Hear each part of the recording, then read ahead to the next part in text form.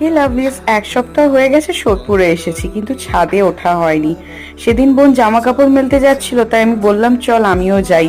আর এখন তো শীতের নরম রোদ ভালোই লাগে। আর পাঁচতলার ওপরের ছাদ থেকে শহরটাকে দেখতেও বেশ ভালো লাগছিল।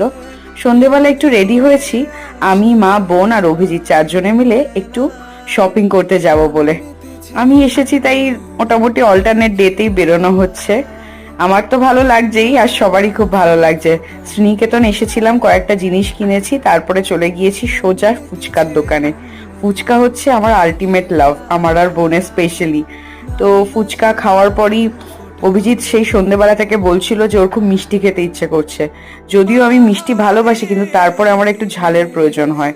কিন্তু ফুচকাটা আগে খেয়ে ফেলেছি, তাই কিছু করার নেই। সেদিনের জন্য মিষ্টিটা আমাকে পরেই খেতে হয়েছে। তো মদনমোহনে ঢুকেই চটপট পছন্দের কিছু মিষ্টি অর্ডার করে দিলাম। আর এই দেখো, মিষ্টি পেয়ে